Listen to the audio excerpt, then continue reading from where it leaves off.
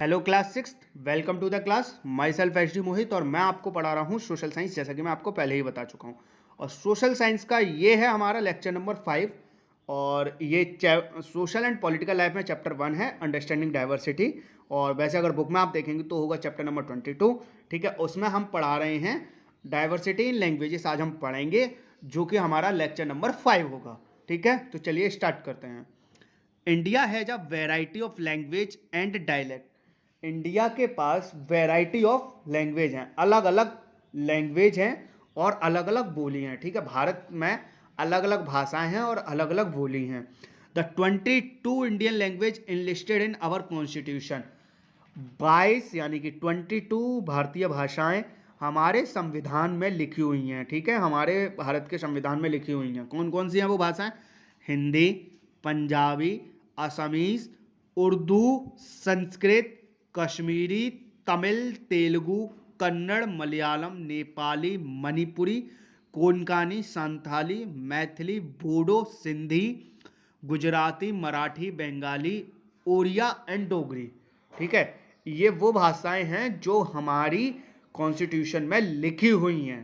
ठीक है, समझ में आया? अब चलते हैं आगे।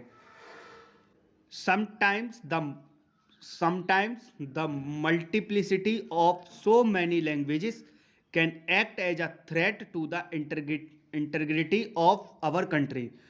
कभी कभी मतलब इतनी सारी लैंग्वेजेस हैं, इनकी मल्टीप्लिसिटी है यानी कि मल्टीपल है। एक तरीके से हम कहें हमारे पास 22 लैंग्वेज तो इंडियन कॉन्स्टिट्यूशन में लिखी हुई हैं, और वैसे भी लमसम हमारे पास 40-45 भाषाएं होंगी जो छोटे छोटे शहरों में, छोटे छोटे इलाकों में बोली जाती है।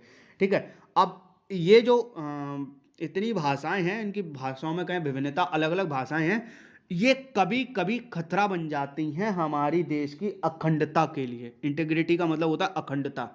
हमारा देश जो अखंड है, एक साथ है, तो ये कभी कभी हमारे देश के लिए, देश की अखंडता के लिए मुश्किलें पैदा कर देती हैं, खतरा बन जाती हैं। So we must always keep in mind that all languages are our own language. तो हमें अपने दिमाग में हमेशा रखना होगा कि सारी लैंग्वेज हमारी अपनी लैंग्वेज है। And we must love and respect them all. और हमें सबको प्यार करना है और सबको रेस्पेक्ट देनी है। सभी भाषाओं को प्यार करना है और सभी भाषाओं को रेस्पेक्ट देनी है। देखिए क्या हुआ था, अभी बीच में एक मांग उठी थी कि हिंदी को राष्ट्रीय भाषा घोषित किया जाए। ठीक है, अब हिंदी हार्टलैंड बहुत बड़ी है, मतलब हिंदी काफ़ी बड़े इलाके में बोली जाती है। तो फिर जो केरल वाले थे, तमिल वाले थे, इन्होंने क्या किया, इन्होंने विरोध किया। इन्होंने कहा अगर हिंदी को आगे किया जाएगा, हिंदी मेन लैंग्वेज की जाएगी, हिंदी हमारी राष्ट्रीय भाषा की जाएगी, तो हम अपनी भाषा का क्या करें? ठीक है ना, हमारी भाषा को भी राष्ट्रीय भाषा करो। ठीक है, तो अगर हम ये तय करते हैं कि अभी तक हमारी कोई नेशनल लैंग्वेज नहीं है, राष्ट्रीय भाषा कोई नहीं है, ठीक है, राजकीय भाषा है हिंदी, राष्ट्रीय भाषा नहीं है। राष्ट्रीय भाषा अगर हमारी कोई भी एक तय होगी, जिस दिन डिसाइड होगी कि हमारी ये भाषा राष्ट्रीय भाषा होगी, उस दिन कॉन्फ्लिक्ट होना पक्का है, उस दिन लड़ाइयाँ होनी पक्की हैं, दंगे हो जाएंगे अगर एक भाषा तय कर दी गई, क्योंकि लोगों के साथ इमोशन से जुड़ी होती, तो ये खतरा पैदा कर देती है।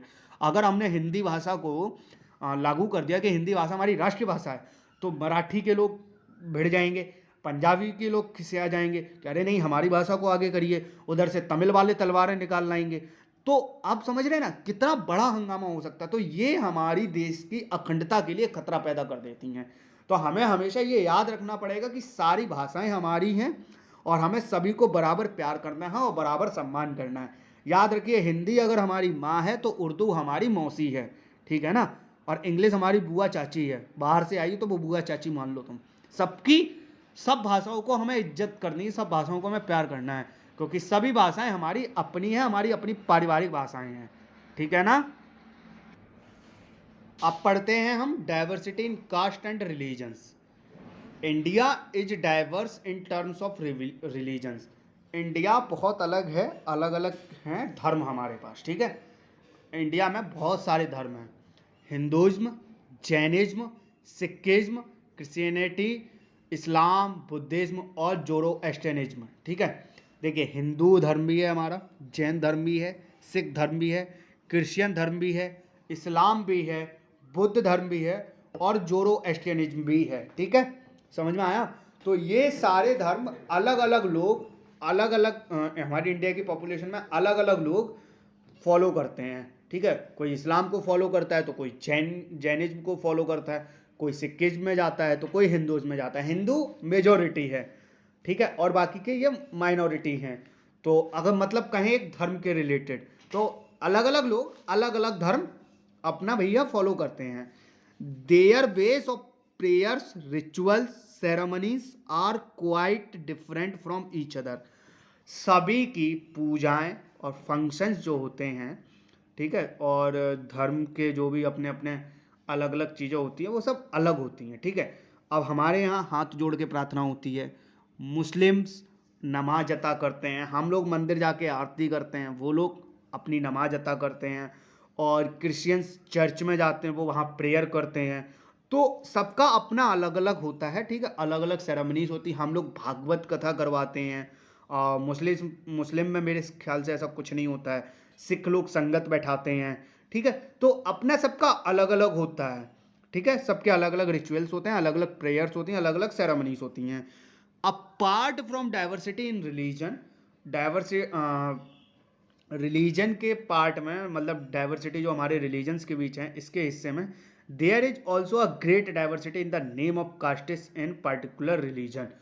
एक और डाइवर्सिटी आ जाती है, देखो एक रिलीजन वाली डाइवर्सिटी तो है ही, लेकिन रिलीजन में भी डाइवर्सिटी आती है कास्ट में। हमारे हिंदू धर्म में आपको मालूम ही है कितनी कास्ट्स हैं, कितनी जातियां हैं, ठीक है, ये सब, ये जाति वो जाति वहाँ जाति, ऐसे ही मुस्लिम में भी जातियां हैं, सब में अलग अलग टाइप की जातियां हैं। और पता है जातियों में भी जाति होती है, आप समझ लीजिए, कास्ट में भी सब कास्ट होती हैं। तो ऐसे अलग अलग हमारे डाइवर्सिटी रिलीजन्स में भी है, और रिलीजन के अंदर फिर कास्ट में भी है। तो ये था इसका मतलब। तो उम्मीद है आपको समझ में आया होगा। मैंने रिलीजन वाला टॉपिक उठाया, अगर हो सकता है कुछ गलत हुआ हो तो उसके लिए माफ़ी चाहूँगा। आपने अपना टाइम दिया उसके लिए थैंक यू सो मच।